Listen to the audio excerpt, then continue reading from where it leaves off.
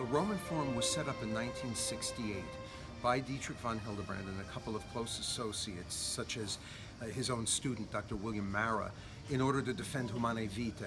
And then it expanded as every aspect of the church's teaching and practice came under attack. I myself as a young man became involved, and then so closely involved that in 1991 Dr. Mara handed the organization over to me. I was disturbed by the fact that despite the good work that it had done, that it was an organization that was almost viewed its function almost as that of just waiting until enemies attacked an aspect of the church and then sought to respond to these. And my observations of the whole so-called traditionalist movement by that time was one that that recognized that there was really a lack of any kind of systematic knowledge of the whole tradition. And the great danger of this, very, very clear, and still clear today, and historically demonstrable in so many other different ways as well, is that people can take a word like traditionalism, and then because they are indeed in favor of something which is traditional, like the traditional liturgy, think that whatever it is that they believe must be the tradition of the Catholic Church. And it was clearly the case that what was in many people's minds the tradition of the Catholic Church was just simply the existing political and social system around them that they felt was under attack. So I viewed a project that would systematically introduce people to the whole of the Church's history, culture, philosophy, theology, would be a learning experience for me as well as for everyone else. And since I'm a sociable person, I wanted to drag as many people along with me into this learning project as possible. I live in New York, so we started this program beginning with just the pre-Christian roots of Catholicism in New York, but I also wanted to accompany it with a program abroad and in Italy because of my own Italian origins. Italy's having at its disposal an entire museum of Catholic culture and Catholic monuments and churches and history, even if the population itself was not particularly aware of what this was and all of its value. I wanted to take people out of the American context, put them into contact with Europeans who were traditionally minded and were eager for a program of this sort as well, and by taking them out of their ordinary context, put them into precisely the sort of situation that, for example, the monks of Cluny in the late 900s and the 1000s put people in order to make them overcome their narrow, in that particular case, soldierly activities. And by putting them in a time out of time, on pilgrimage, so to speak, out of the ordinary, create an atmosphere in which not only the spoken word in forms of lectures, but the historical environment, the beauty of the place, the food of the place, the music, traditional music of the place would all work on people and on their piety.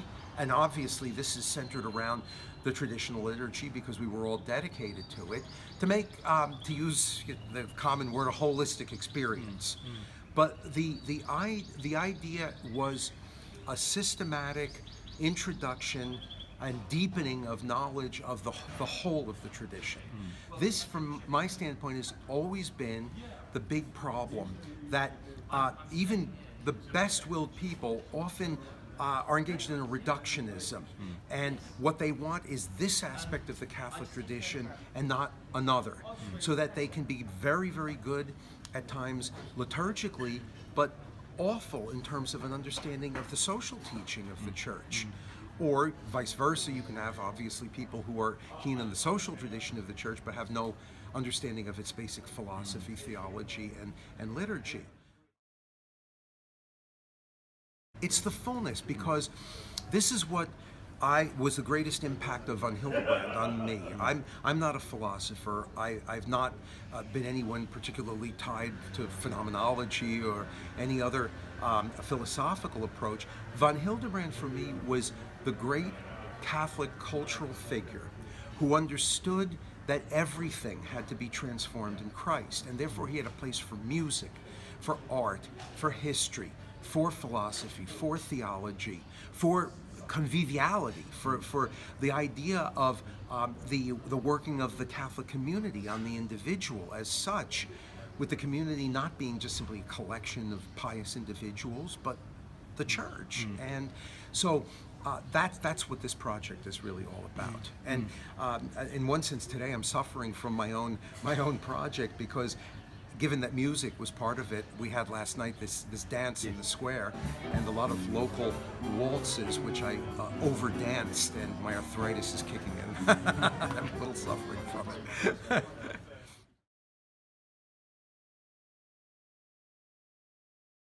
In one sense, it's become more important. In the other sense, we're profiting from the flourishing of traditional ideas and desires among younger people. There's such an interest in everything traditional, starting with the liturgy, among those, for example, in New York, who are at seminary. I don't think I know anyone who's at seminary in New York who's not primarily interested in the traditional liturgy. So we have a wide group of people to choose from, to bring to this program, and this is the first year we've had people from every continent who were here, every continent, which is very nice indeed. Is it growing then? It is growing. The only limitation that we have is is obviously the financial one. The people here in the town have been extraordinarily helpful in that regard. For example, the hotel. The hotels that we're at, the restaurants that we're working with, they have not altered their prices for me since the euro was introduced. And yes, of course, they gain a business from us being here, but it's not that. It's not really that. They really have entered into the spirit of what we're doing, and they keep bringing forth different local. Rooted local cultural elements that are rooted in the Catholic tradition as well, to serve the purposes of our program. So there is a financial limitation, but that's the only limitation. The interest is there. Well, we have a website, just Roman Forum, which is a rather amusing website as well, because half of the messages that I get are from groups thinking that I can arrange an early entry into the Roman Forum for them. But no, we have a website. We have now, thankfully, I'm so much of a troglodyte with regard to technology. We now have begun a means of putting the lectures that we do on the internet, which has taken us forever. But the Roman Forum website gives the information for our New York lectures and then the programs that we hold here. It gives an email address, it gives phone numbers as well, and a mailing address. What people have to do is just get in touch with me, and if they're first-time participants, just write me a short one-page, half-a-page statement as to why they do want to come. I do this because of the fact that it's very easy, even with a short statement, to get a sense of whether the people that you're speaking with are ones who really have a sense of what this is all about, or quite frankly, are lunatics, because we have to live with one another for almost 2 weeks. And to go back to the original point, I cannot have here people who think that they know it all, because that's a huge difficulty. It's impossible to know everything that the mystical body of Christ has taught and presented to us without really diving into it fully. And there's a certain sense of humility that's required from the people who come to this, that they're part of a learning project. Oh yes, it's an antidote, all right. I can't quite pinpoint in any kind of scientific way the impact that we might have had.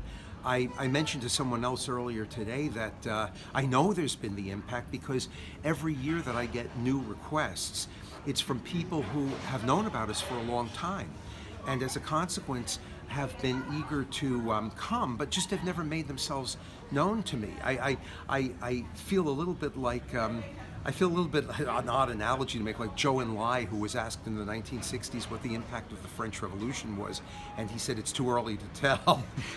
I don't quite know.